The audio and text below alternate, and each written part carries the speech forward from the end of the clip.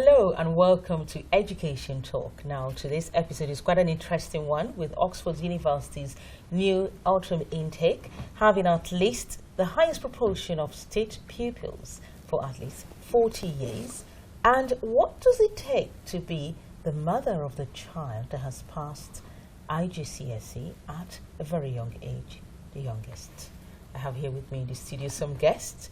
Now, starting from my far right is Professor Karissa Mafidon, who is an advisor to government, and he is a guru when it comes to educating pupils and parents on how to train up their children rightly. Professor Karissa, you're welcome to our studios. Thanks for your invitation, Wilma.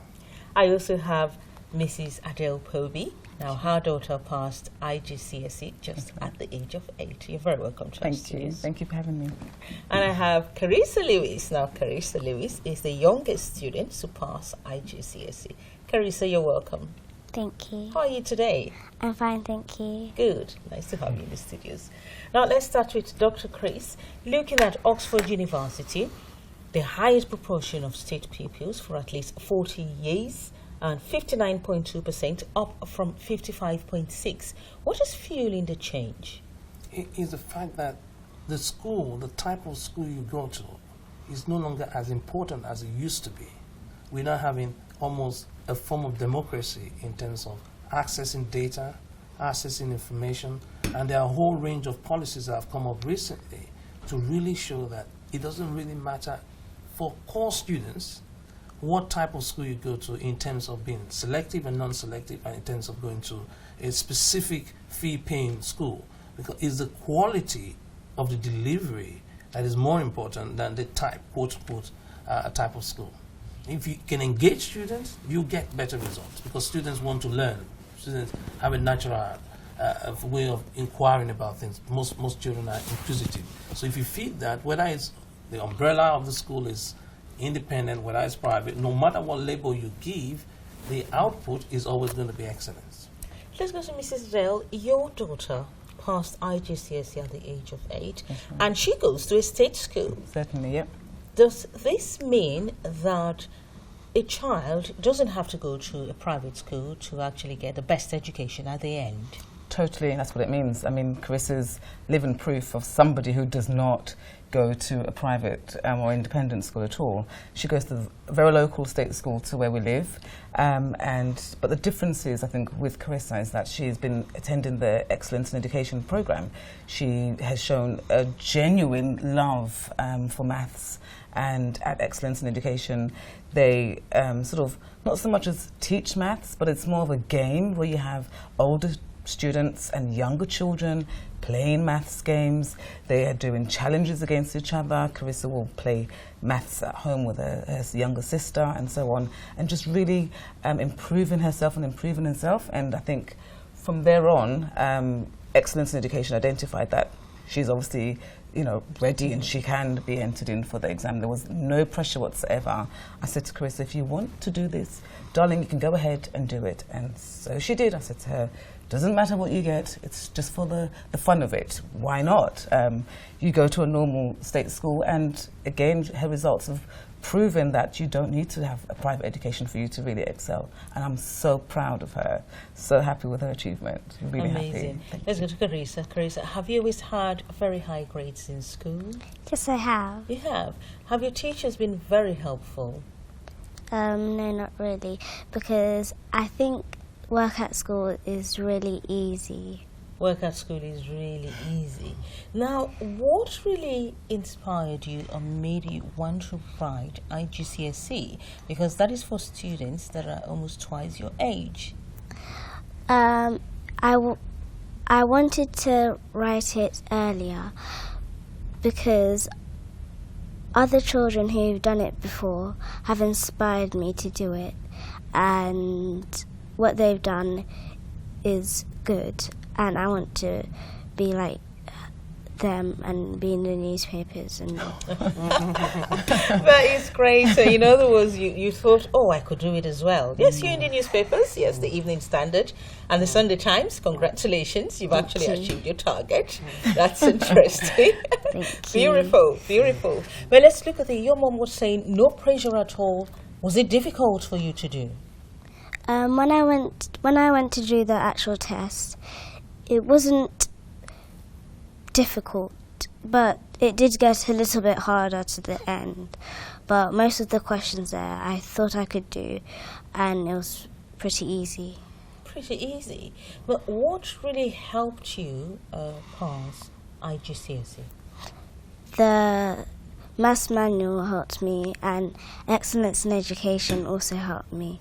The maths manual? Yeah. So which means you were going to a state school, but at the same time you had your mom help you out at home, you had other teachers at home help you out through some private tuition or so, with the maths manual. Yes. So let's talk about the maths manual. The maths Certainly. manual was introduced to her, Yes. and she liked it. What's the difference between the maths manual and other textbooks? She didn't just that like she had? it, she absolutely enjoyed using it. What I found when I introduced her to the maths manual is that the language of it was very child-friendly. It sort of spoke in kiddie sort of language, very relatable to Karissa. So Karissa didn't see it as a chore or sort of your other sort of box standard type of maths books, which is very wordy, very heavy in language, has sort of heavy diagrammatical things and so on. Yeah, so it was completely approachable for her. So she enjoyed sort of spending time going through some of the puzzles, some of the games in there. And I would definitely say to combine the maths manual with the actual Excellence in Education program in itself, where they really mix older children and younger children. There is no sort of age appropriateness at all. It's sort of, you know, older children can be challenged by a younger child. I mean, they can sort of explore algebraic equations and so on. And Karissa was part of that group and really felt challenged and really stretched herself. So I would definitely say that maths manual was absolutely godsend, because the way how it's presented, the language of it was very easy for her to take on, and I would recommend that to any child. I have a younger daughter as well who's 7, and she can also read the maths manual. It doesn't have many words. It's, you know, the way it expresses the sums, it's very simple. It's just simple language, I would have to say. Dr. Chris, let's look at what Mrs. Adele is saying here. She is a practical example of how daughter using the maths manual, and we're talking about the methodology here, the approach here. The children we have of these days, they are exposed to a lot of technological advancements that 30 years ago we didn't have. I mean, if you're keying in your password into your phone, give a child of 2 years, watch you 3, 4, 5 times, they could try it and get it right. So are you saying with the advancement of technology and everything we have around and all the gadgets, any child can actually do what Karissa has done? Absolutely. And there's nobody that will find anything difficult if it's broken down to the simplest form. That's always the case. If you use big words like strategies instead of saying tips, then you're losing a sizable proportion of our students. If we just break it down to simple words, remove all the big vocabulary, be keen on getting the concepts across to the students, they will enjoy it and they'll want to go with it. But traditional textbooks are written by real specialists and reviewed by specialists. So when they talk about peer review, you're reviewing by specialists, but given to students that are of less in terms of knowledge to read the book and comprehend the concept. So it's always a flawed model for you to think that the person that will eventually consume the product is not given the opportunity to test the product out. And that's why the maths manual is a book written by a 6-year-old, a 9-year-old, and a 10-year-old. So their limited vocabulary was able to get big concept and pass it on to friends. And anyone that has sat in the class before will always notice this, that you understand more from your peers than you do from your teachers. And this is a physical documentation of this, and that's why it's unique. That's why anybody of any age can pick it up and learn huge, difficult concept without knowing that it's difficult. Why, if this is it, because we are talking about the approach and the methodology, you know, when it comes to teaching, why can't these be adopted nationally for our educational system? So that's a very interesting question. Our educational system is curriculum-based. The government decides the curriculum. And once you have the curriculum, it tells you what to teach, at what age to teach it, when to teach it, and how to assess it. So it's extremely prescriptive. It doesn't give you the flexibility. And then also tells you the recommended textbooks that you should use in teaching it. So it gives every single detail of what you should do and how you should do it. It's like getting on a bus. If you take a bus, the bus driver stops only at bus stops. If the bus it stops in between bus stops, the bus driver is in trouble. So the teachers are somehow really restricted where they can and how they can engage with students without going in breach of what the government has already prescribed. And that's where some of our students really fall over. That's when they trip. That's when they are not able to catch up, because the response of the teacher is not instant to their needs. And so you lose them. And then they fall back, and then they fall back. And literally, because you lost one step, you find that they increasingly get further back, and there's a group of students that move on. But that's not how it's supposed to be. You're supposed to look for the lost sheep. If you have a class of 99, you're going to look one single sheep that is lost. You're going to chase that sheep back, find out why the sheep is lost, and then rebuild the confidence of the child. Because if you lose the child begins to lose confidence in themselves. And that's why some people, as adults, say, oh, I'm bad at maths. No, you're not bad at maths. You were lost at a particular point, and nobody retrieved you, or nobody got you back to the team that was running. And that's where it's so sad that our students are still suffering from the old traditional mode of learning. I think we should reform our schools, reform our colleges, and get everybody on board. I mean, if we now have apps, we now have tablets that kids can use, we shouldn't use the old traditional way of learning. Like when you mention the big words, Karissa giggles. Yes. She says, Yes. all the big words. That's it. And then you're talking about technology. You have, traditionally, you give children work to do. When they finish doing it, they have to bring it to you, and then you have to spend time marking it. And when you mark it, then you come and give it back to them. And sometimes you don't want to give work to them because of the marking. But now, with technology, you have an app, you give them an exercise to do, they do it, and they submit their answer. Instantly, they get a feedback response. So they don't have to wait another hour or another 2 hours for the teacher to come and do the marking. So it's a very dynamic situation. We cannot afford to use the old system when we have such fantastic tools that were never dreamt of before. Is it possible to revamp the educational system nationally and adopt this approach? It will require a very committed and convinced education secretary. Because if you have political leaders trying to dictate to us what we teach and how we teach, they are going to conform to their own political party's philosophy and ideology. And if what we are saying is not consistent with it, they'll say, no, it's too radical. So it's a top-down thing. You have to have the political will to know that what we're doing now can be improved. And then take the risk by piloting it in a few schools. And if it works, then more schools. If it works, then you spread it across the nation. Right now, we don't have any political will to carry out such a radical policy. Because you have to start with the political parties. Mrs. Ray, let's come to you. You're a parent. You have experience taking your child through the educational system of the country and everything. Yeah. What is your advice for other parents? I have to say that commitment.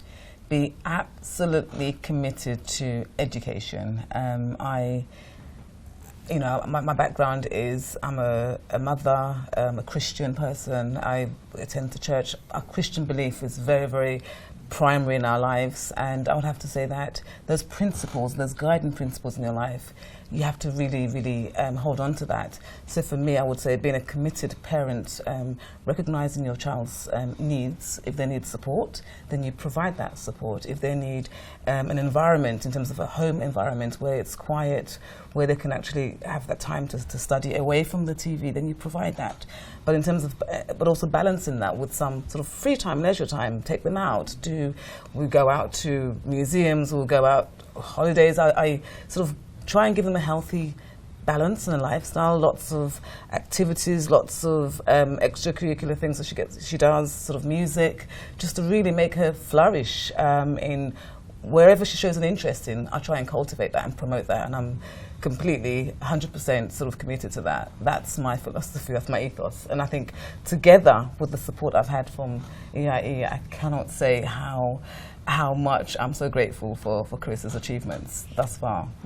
You were actually not sitting and waiting for the teacher to do all the work? Oh, certainly not. Oh, no. I mean, for me, my child, I've had sort of really, really great ambitions for her. My child, I really want my child to excel.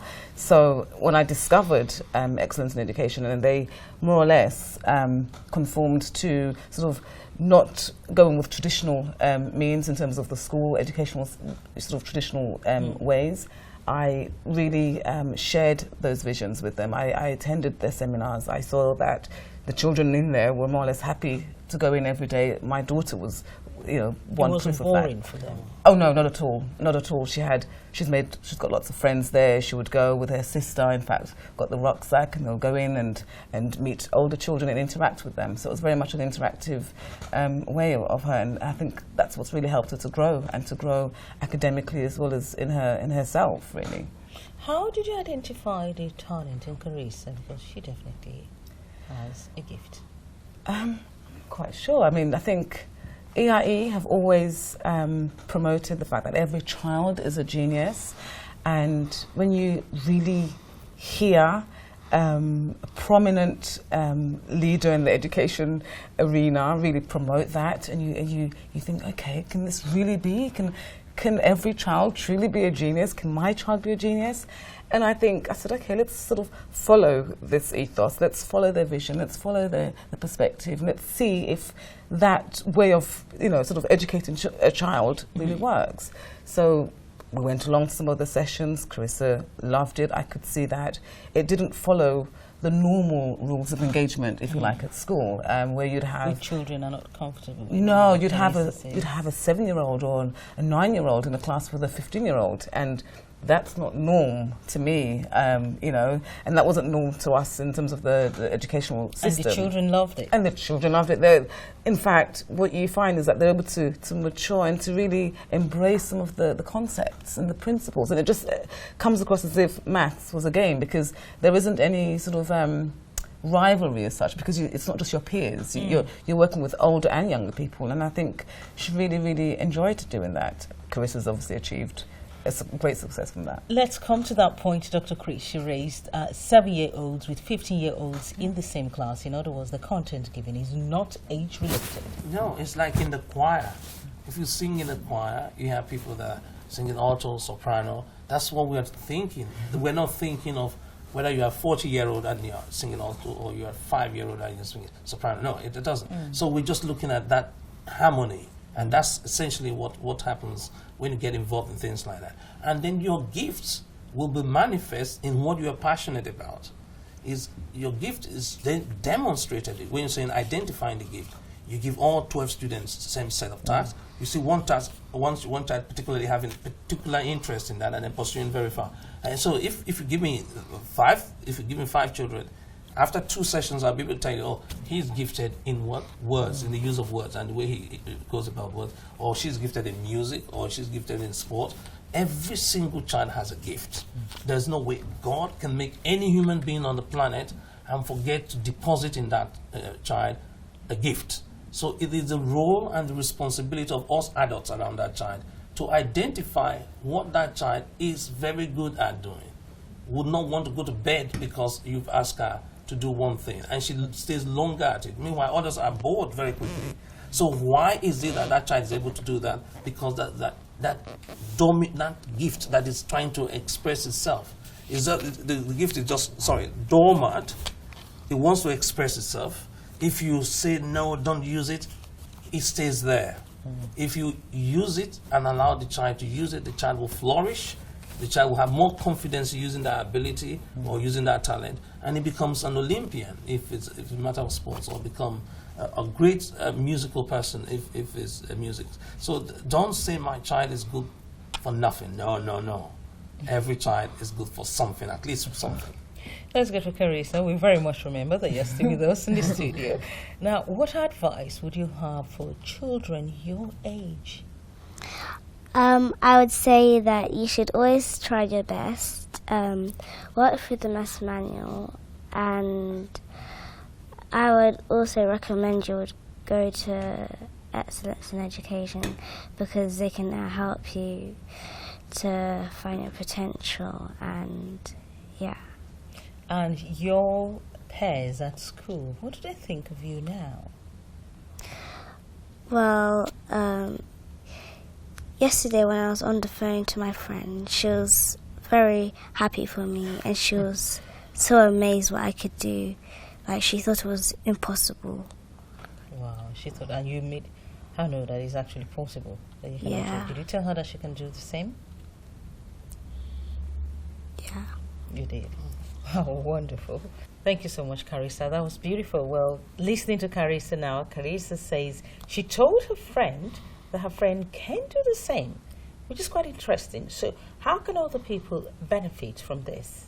I'm sure every parent watching will definitely want the child to be sitting in your seat. Thank you. We have an upcoming set of webinars, which are essentially seminars that is taking place in a room, but being broadcast using technology straight to your computer. So if you go to our website, you can click on it, and then you'll be able to join seminars. And we have one taking place this Saturday, and another one taking place next Saturday. And you should not say because you are not in London and therefore cannot physically attend, I cannot join. You can join from any part of the world. The last webinar we had, or seminar that was broadcast, was we had people from Hong Kong, we have people from New York, we have people from Delhi.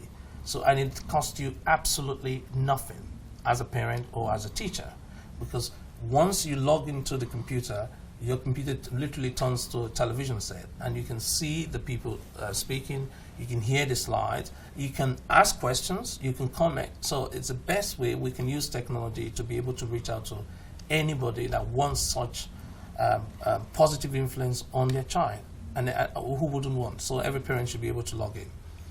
The second thing is that we also have a program that helps teachers in schools, particularly in schools that do not have a subject-specific person. So we have maths being taught by non-mathematicians in schools. That's one of the problems that the schools have come out to some head teachers have written to us about, and we're providing in-service training for teachers in such schools. And it doesn't matter, your geography again does not matter, because again it's technology-based. So we're coming down to you. And then the maths manual is now becoming available publicly. Originally it was just an in-house thing. A lot of maths clubs and maths enrichment clubs in schools are asking for copies of it because they want to be able to get every child honestly to know that maths is not a concept, difficult concept, is a day-to-day activity. If you're watching the television, you know the shape of the television. You look at it, if you slice it, becomes a triangle. So you know that it's a right angle triangle. If you're going to get on a bus, there are bus numbers. If you wanted to travel anywhere, you first of all find out how long will it take you. All of this is just maths expressing itself in one way or the other. You cannot cook without knowledge of maths, because if you don't time your cooking well, your ingredients will not turn out to be a successful soup you're trying to do. If you're going to play football, if you hit the ball hard enough, you go past the goalkeeper. If you hit it so slowly, the goalkeeper catches it. And the speed at which the ball travels, which is a mathematical concept because it's time over distance, is maths. So there is not one aspect of life that has not had a direct relevance or application of mathematical principles to it. So that's the reason why I don't understand why people say, I'm bad at maths. You can't be in broadcasting without timing. And timing is a concept of maths. So just name one area of life where you don't apply the principle of maths. There's none. And I think the approach we're talking about cuts across all subjects, not Yes. just in maths alone, Yes. all subjects. Yes. If it's broken down into tips that the students can understand, then it will be much easier for them to pass the subjects and grab it. And you were talking about people logging in from Hong Kong, which means going international, because I wanted to know, how can this approach be passed on from one student to another? Yes, if you have any measure of success and you share it with another person, it does about three things to them. That's why they say faith cometh by hearing, and hearing the word of God. Now, if you hear a testimony, if you hear an inspirational story, it does something to your thinking. Because before now, your mind will say, oh, have you seen somebody that has done that before? Now, you have just answered that question, which is the single biggest obstacle to anybody trying something new. Is the single biggest obstacle to innovation. So you cannot innovate because you have not seen somebody that has done that before. Just imagine if the Wright brothers said, we've not seen an aeroplane before, why should we think about making an aeroplane? Just imagine if the app developer said, oh, we've not seen an app like this before, oh, why should you think it? So once you hear someone or see someone that has done it before, it triggers, it opens that door. And then once you know how that person has gone through it, if you make a first attempt and you're unsuccessful, you come back again. You come back again. If I fall 7 times, I get up 7 times because I have the commitment and I have the evidence that success is possible in this route. So those are some of the things that we'll be sharing at the webinar. And if you're a parent, it's free. You don't have any financial commitment or investment to it. Get information, get wisdom, and in getting, even get more wisdom because that's what you need for now. So get knowledge and be able to work with your so-called son or daughter that have been labeled unsuccessful or labeled a failure. Whatever label anybody's put on you, just rip it off. All you need is a little bit more information and some guidance, some determination, and you find out that whoever labeled you mislabeled you. The biggest label you can have is that of your creator. Mercedes tells you how far the car can go. Not the mechanic. It's the Mercedes that made the car. There's a Ford that made the car that tells you. So the only person that can tell you how far you can go is divine. So don't take anybody's word for it as a gospel. Just jettison it if it's not positive and work with who made you. Thank you so much, Dr. Chris. Thank you for coming on this program. Thank you, Mrs. Thank Adeho. you. Thank you for Thank you. coming. And thank you, Karissa. Thank you. I look forward to seeing you sometime when you're much older to tell us if you've invented the new type of aeroplane. Thank you. Thank you. And viewers, this is Education Talk, where we've been looking at what it takes to pass IGCSE at a very young age, and also Oxford University has taken the highest proportion of state pupils this new autumn. If you have any questions, you can send emails to educationtalk@loveworldtv.co.uk. Enjoy the rest of our programs.